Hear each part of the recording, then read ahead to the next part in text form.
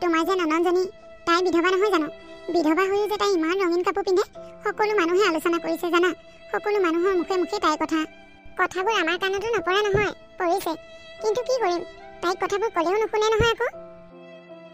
অৰুণিমা, তুমি ক'লৈ যোৱা? মই কিবা এটা কামৰ কাৰণে বাহিৰলৈ অলপ যাওঁ বৌ।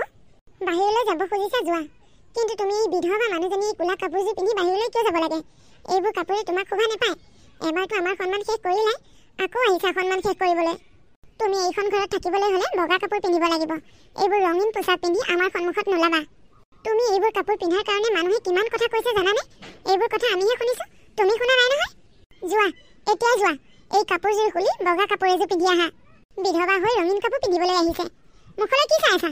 যোৱা, এতিয়া ভিতৰলৈ গৈ কাপোৰযোৰ খুলি আহা। বৌ, তুমি মোৰ নিজৰ বৌজনী হৈ এনেকৈ ক'ব পাৰিলা? তোমালোকে যদি মোক ইমান বেয়াকৈ কোৱা, তেনেহ'লে বাহিৰৰ মানুহে কথা ক'বলৈতো সুবিধা পাবই। মোৰ স্বামী ঘৰখনেও মোক খেদি দিলে। তেওঁ অকালতে মৃত্যু হোৱাৰ কাৰণে মোকেই জগৰীয়া কৰিছে। মই হে নুকুলক্ষণী।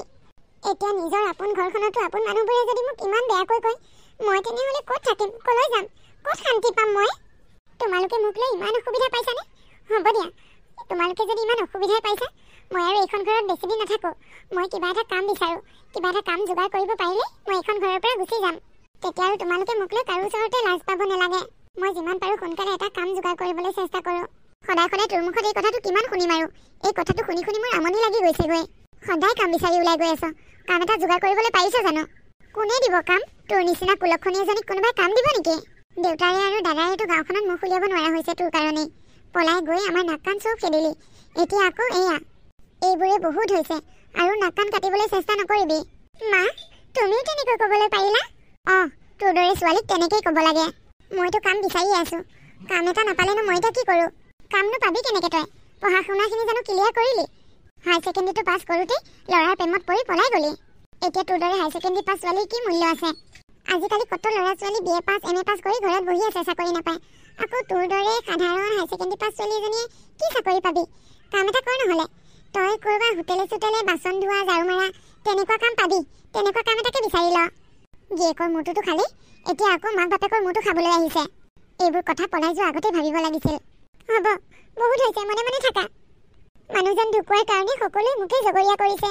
মই কি নিজৰ মানুহজনক নিজে হত্যা কৰিব পাৰোঁ নেকি? কোন পত্নীয়ে গিৰিয়েকক হত্যা কৰিব পাৰে? কোনে বিচাৰে? গিৰিয়েকৰ মৃত্যু কোনে কামনা কৰে? কোনেও নকৰে। কাৰো সেই বগা বিধৱা সাজযোৰ পিন্ধিবলৈ মন নাযায়। মা, ময়ো ভবা নাছিলোঁ বিবেকে যে ইমান সোনকালে মোক এৰি থৈ এই পৃথিৱীৰ পৰা গুচি যাবগৈ। আৰু এটা কথা মা, বৌয়ে কথাবোৰ কওঁতে সহজভাৱে মানি ল'ব পাৰিছিলোঁ যদিও তুমি কথাবোৰ কওঁতে সহজভাৱে একেবাৰেই ল'ব পৰা নাই। বহুত কষ্ট পাইছোঁ মা। নিজৰ মাজনী হৈ যে তুমি এনেকৈ ক'ব পাৰিবা, মই কেতিয়াও ভবা নাছিলোঁ। হ'ব দিয়া, তোমালোকে চিন্তা কৰিব নালাগে। এইবাৰ মই যিকোনো সৰু সুৰা কাম এটা পালেও ঘৰৰ পৰা গুচি যাম। তোমালোকক আৰু অশান্তি দি নাথাকোঁ। কিয় নক'ব মায়ে তেনেকৈ?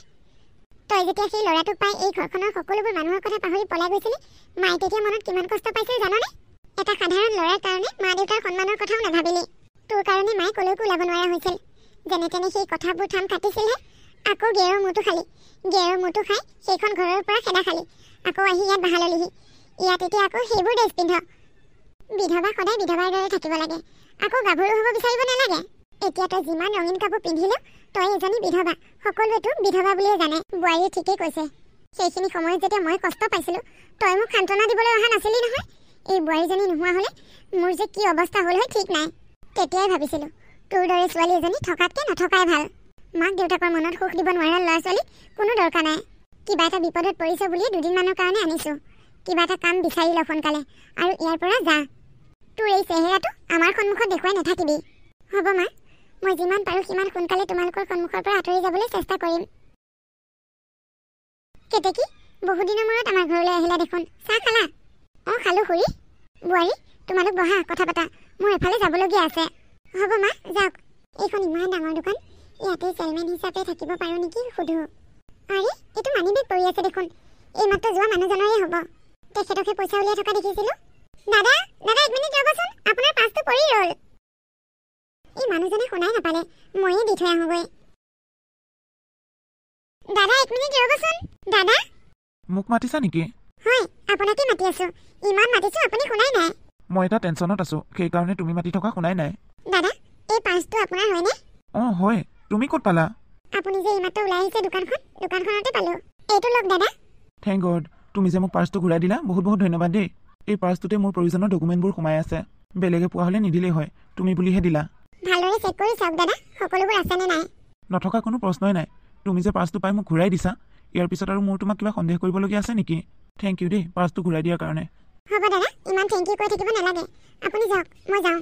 ৰ'বাচোন, তোমাৰ নামটো নকলাই দেখোন। ধেৎ তেৰি, ছোৱালীজনীক নামটোৱে সুধিব ৰৈ গ'ল। অৰুণিমা, কচোন তইনো মোক কিয় এনেকৈ মাতি পঠিয়ালি? তইতো আমাৰ ঘৰলৈ যাব পাৰিলি হয়। আজিকালি কাৰো ঘৰলৈকে যাবলৈ মন নাযায়ো, সেইকাৰণে তোকেই মাতি পঠিয়ালো। তই বেয়া পাইছ নেকি আকৌ? কি যে কথাবোৰ সোধো আৰু দেই তই। বেয়া পোৱা হ'লে আহিলো হয় নেকি? তই কিয় এনেকৈ মনটো মাৰি আছ ক? তোৰ কি হৈছে? মোৰ ডাঙৰ টেনশ্যন এটা হৈ আছে, সেইকাৰণে তোক কওঁ বুলিয়ে মাতি পঠিয়ালো। কি কথা কচোন ক? এতিয়া মই ঘৰৰ সকলোৰে কাৰণে বুজা হৈ পৰিছোঁ। নিজৰ ঘৰখনতে থাকি ভাল নলগা হৈছে। তোকতো আগতেও কৈছোঁ, বৈ মোক কিমান বেয়া বেয়াকৈ কয়, সকলোবোৰ সহ্য কৰি আহিছিলোঁ। কিন্তু আজিকালি মায়েও মোক যেনেকৈ কথাবোৰ কয়, একেবাৰে সহ্য কৰিব নোৱাৰা হৈছোঁ। হয় নেকি? তেনেহ'লে তই কি কৰিম বুলি ভাবিছ? উপায় নাই বুজিছ, মই কিবা এটা সৰু সুৰাকৈ হ'লেও কাম কৰিবই লাগিব। এইকেইদিন মই সদায় কাম বিচাৰি ঘূৰি ফুৰিছোঁ জানো, কিন্তু ক'তো একো এটা কাম পোৱা নাই। দোকানে চোকানে চেলমেন টেলমেন হ'লেও হ'ল হয়, কিন্তু নেপাওঁৱেই দেখোন। তই যিকোনো কাম হ'লেও কৰিবিতো? অঁ, মই এতিয়া যিকোনো কাম কৰিবলৈ ৰেডি। লাগিলে লোকৰ ঘৰত বাচন ধোৱা, ঘৰ সাৰা, কাপোৰ ধোৱা, সকলোবোৰ যি পাৰোঁ মুঠতে কাম এটা লাগে মোক। ঠিক, তই লোকৰ ঘৰত বাচন ধুবি নেকি? সঁচাকৈ কৈছোঁ, এতিয়া মই বাচনেই ধুম দৰকাৰ পৰিলে লোকৰ ঘৰত। পঢ়া শুনাখিনি কমপ্লিট নকৰিলোঁ। এই হাই ছেকেণ্ডেৰী পাছ মানুহজনীকনো কোনে চাকৰি দিব ক? এইবোৰকে কৰিব লাগিব। মুঠতে মই সেইখন ঘৰৰ পৰা আঁতৰত থাকিব বিচাৰোঁ। তোক কথাবোৰ নক'ম বুলি ভাবিছিলোঁ, কিন্তু কিয় ক'লো জানো? তই টাউনৰ ওচৰে পাজৰে থাক, টাউনত বহুত কিবা কিবি কাম ওলাই থাকে। তই কিবা খবৰ পালে মোক জনাবিচোন। মোৰ ঘৰৰ পৰা সদায় সদায় এনেকৈ কাম বিচাৰি আহিবলৈ অকণমান অসুবিধা হয়। এই কথাটোৰ কাৰণে বৌ আৰু মায়ে বহুত কথাও শুনাইছে। হ'ব দে, মই বাৰু তোৰ কাৰণে কিবা এটা কাম চাম। তোৰ কথাবোৰ শুনি মোৰো বেয়া লাগিছে। তোক যদি কিবা এটা কামত সোমোৱাই দিব পাৰোঁ, মোৰো ভাল লাগিব। তই কিবা কাম পালে মোক লগত লগত ফোন কৰি দিবি, মই আহি যাম। ঠিক আছে, হ'ব বাৰু। এতিয়া মই গৈয়ে থাকোঁ দে। তই কিহত যাবি এতিয়া? এই ৰিক্সা এখনকে লৈ যাব লাগিব। ঠিক আছে, যা দে নহ'লে। মই কিবা কামৰ খবৰ পালে তোক জনাম বাৰু। ঘৰলৈ আহিছোঁ হয়, ঘৰ সোমাবলৈ ভয়ে লাগিছে। বৌ আৰু মায়ে মোক আকৌ গালি পাৰিব। ৰাতিপুৱাৰ পৰা কাম বিচাৰিয়ে ঘূৰি ফুৰিছোঁ। মইনো কাম এটা নাপালে বাৰু কি কৰোঁ? আৰু মোৰ এইখনেই আপোন ঘৰ। ইয়ালৈ নাহি মই বাৰু ক'লৈ যাম? মা আৰু বৌহঁতে সেই কথাটোকেই বুজি নাপায়। সিহঁতে মোক যিমান গালি পাৰিলেও মই কাম এটা নোপোৱালৈকে ইয়াতে তলমূৰ কৰি থাকিব লাগিব। ছাৰ, আপুনি মোক মাতিছিল? হয় অভিজিত, আমাৰ কোম্পানীৰ 2টা পোষ্ট ভেকেঞ্চি হৈছে। তুমি এডভাৰটাইজ এটা দি দিয়া আৰু সোনকালে ইণ্টাৰভিউটো পাতিব লাগিব। হ'ব ছাৰ, মই আজিয়ে কামখিনি কৰিম। তোমাক যে মই সিদিনাখন ফাইল 2টা দিছিলোঁ, কামখিনি কমপ্লিট কৰিলানে? হয় ছাৰ, সেই 2টা কমপ্লিট হৈ আছে। কমপ্লিট হ'ল যদি মোক ফাইলকেইটা দি থৈ যাবাহি। হ'ব ছাৰ, যোৱা। কালি মোক পাৰ্চটো দিবলৈ অহা ছোৱালীজনী বৰ ধুনীয়া আছিল দেখিবলৈ, কিন্তু ছোৱালীজনীক মোৰ নামটোৱে সোধা নহ'ল নহয়। এতিয়াবা ছোৱালীজনীক আকৌ ক'ৰবাত দেখোঁ নে নেদেখোঁ। ময়ো কম মূৰ্খনে, তাই কণ্টেক্ট নম্বৰটো বিচাৰি লোৱা হৈ ভাল আছিলে। ঐ অৰুণিমা, তোৰ কাৰণে ভাল খবৰ এটা আছে জানো? ভাল খবৰ? কচোন কি ভাল খবৰ? মইনো আৰু ভাল খবৰ থাকিব পাৰেনে? তই যে কৈছিলি কিবা কামৰ খবৰ পালে ক'বলৈ, কোম্পানী এটাত পোষ্ট ওলাইছে জানো? হয় নেকি? তোক মই হোৱাটছএপতে লিংকটো দি আছোঁ, চাই ল'বি আৰু সোনকালে অনলাইনটো কৰিবি। হ'ব দে, তই দেচোন লিংকটো। হে ভগৱান, তাইক চাকৰিটো পোৱাই দিবা আৰু। তাই ইমান দুখ, তাইৰ দুখ দেখি মোৰেই বেয়া লাগিছে। ময়ো অনলাইনটো কৰিব পাৰিলোঁ হয়, কিন্তু নালাগে, নকৰোঁ। তাই কিবা এটা হয় যদি হওক। পোষ্টটো বেছি নাই, মাত্ৰ 2টা পোষ্ট। তাই এটা পোষ্টত তাই পালেই হয় আৰু। হে ভগৱান, ইমান ডাঙৰ কোম্পানী, মোৰ দেখিয়ে ভয় লাগিছে। ইমান ডাঙৰ কোম্পানী, মোৰনো ইয়াত ক'ত চাকৰি হ'ব? ইয়াততো বহুত ভাল ভাল পঢ়া শুনা ল'ৰা ছোৱালী ইণ্টাৰভিউ দিবলৈ আহিব। আহিছোঁ যেতিয়া ভাল হওক বেয়া হওক ইণ্টাৰভিউটো দি থৈ যাওঁ। সেইটোৱেই, মই এইবোৰ কথা মিছাতে ভাবি আছোঁ। এডভাৰটাইজটোতো লিখিছে হাই ছেকেণ্ডেৰী পাছ লাগিব বুলি।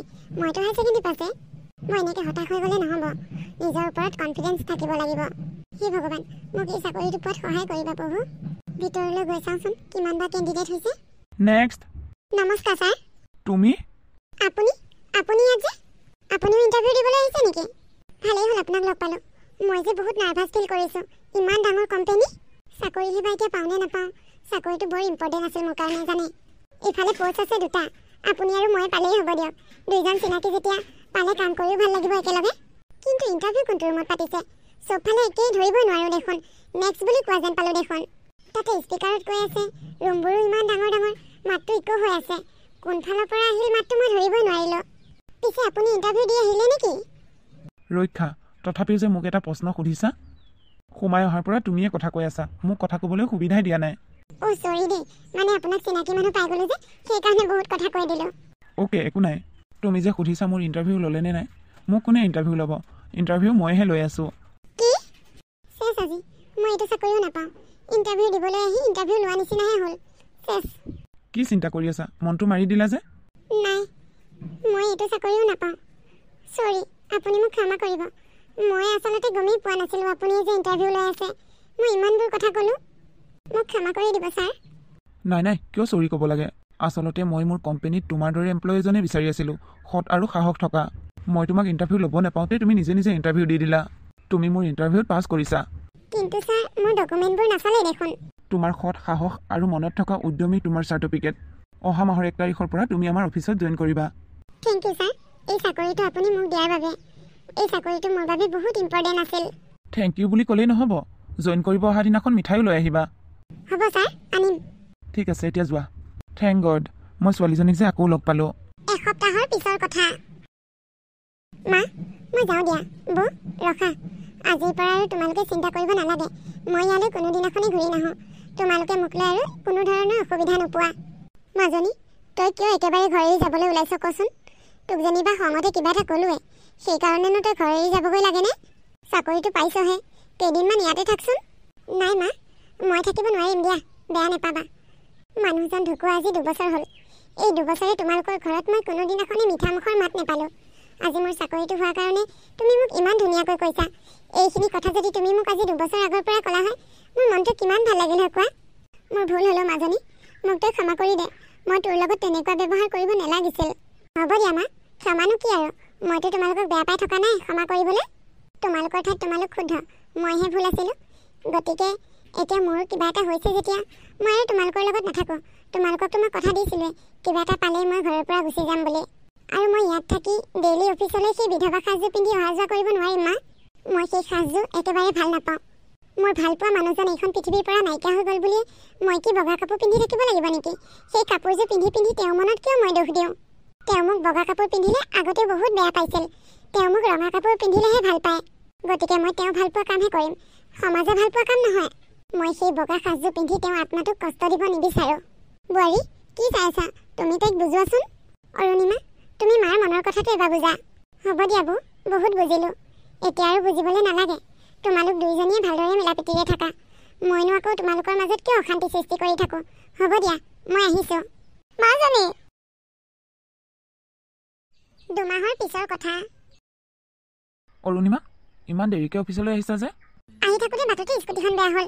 লাইন বাছত আহিছিলোঁ, জানেই নহয় ট্ৰেফিক কিমান যাম। তুমি মোৰ কেবিনলৈ আহিবাচোন। Okay sir. চেছ, আজি মোৰ চাকৰিটো যাবই যেন পাইছোঁ। কিহে পাইছিল বাৰু আজি মোক অফিচলৈ ইমান দেৰিকৈ আহিবলৈ? চাকৰিটো গ'লে চব শেষ হৈ যাব এতিয়া। চৰি ছাৰ। চৰি? কিহৰ চৰি? মই জানিছোঁ নহয় আপুনি মোক কিয় মাতিছে। মই অফিচ লেটকৈ অহাৰ কাৰণে আপুনি মোক চাকৰিৰ পৰা খেদি দিম বুলি ভাবিছে ন? আজিৰ পৰা মই কেতিয়াও লেটকৈ নাহোঁ, আপোনাক কথা দিছোঁ ছাৰ। মই সেইটো কথাৰ কাৰণে তোমাক মাতা নাই নহয়, মই তোমাক এটা বেলেগ কথাৰ কাৰণেহে মাতিছোঁ। অ' থেংক গড। কি কথা ছাৰ, কওকচোন। মোৰ তোমাক এটা ইম্পৰ্টেণ্ট কথা ক'বলগীয়া আছে, কিন্তু কথাটো কেনেকৈ কওঁ, ক'ৰ পৰা আৰম্ভ কৰোঁ মই একো ভাবিয়ে পোৱা নাই।